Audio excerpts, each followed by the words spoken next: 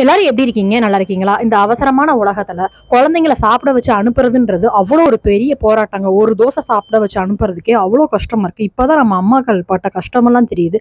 அப்படிப்பட்ட குழந்தைங்களுக்கு ஒரு அருமையான ஹெல்த்தியான ட்ரிங்க் வீட்ல எப்படி பண்றதுன்னு பார்க்கலாம். அதுக்கு என்னென்ன பொருட்கள் தேவை அப்படின்றதையும் நம்ம பார்த்துடலாங்க.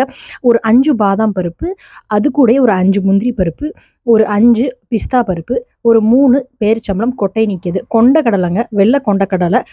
இது வந்து சூப்பர் மார்க்கெட்ல கிடைக்கும். அது வந்து ஒரு 5. இது எல்லாத்தையும் ஒரு மிக்ஸி ஜார்ல சேர்த்துக்கிறலாங்க.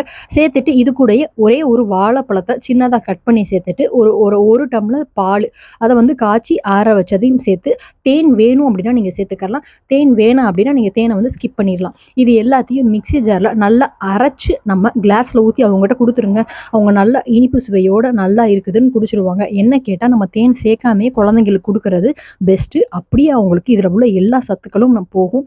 அவங்களும் நல்லா விரும்பி சாப்பிடுவாங்க. கட்டாயம் நீங்க இந்த அருமையான ஹெல்தியான பனானா மில்க் ஷேக்க ட்ரை பண்ணி பார்த்துட்டு எப்படி இருந்துச்சுன்னு சொல்லுங்க. நீங்க குழந்தைங்கள விடும்போது அம்மாக்களும் எதுவுமே நம்ம சாப்பிட மாட்டோம். அப்ப நம்மளும் இதே போல செஞ்சு நம்ம ஒரு கிளாஸ் குடிச்சோம் அப்படின்னா, நம்மளுக்கும் உடம்புல நல்லா பலம் கிடைக்கும். அதேபோல குழந்தைங்க கூட பின்னாடி ஓடுறதுக்கும் தெம்பும் கிடைக்கும். என்னோட சேனல சப்ஸ்கிரைப் பண்ண எல்லாத்துக்கும் ரொம்ப ரொம்ப நன்றி. என்னோட சேனல சப்ஸ்கிரைப் பண்ணாம பார்த்தீங்க அப்படின்னா, ப்ளீஸ் சப்ஸ்கிரைப் பண்ண மறக்காதீங்க. கமெண்ட் பண்ணவும் மறக்காதீங்க. ரொம்ப ரொம்ப டேஸ்ட்டா இருந்துச்சுங்க. நான் இத குடிக்கும்போதே அவ்வளோ ஒரு அருமையா இருந்துச்சு. நீங்களும் ட்ரை பண்ணிட்டு எப்படி இருந்துச்சுன்னு சொல்லுங்க. இன்னொரு வீடியோல சந்திக்கிறேன். அதுவரைக்கும் நன்றி, வணக்கம், டாடா, பாய்.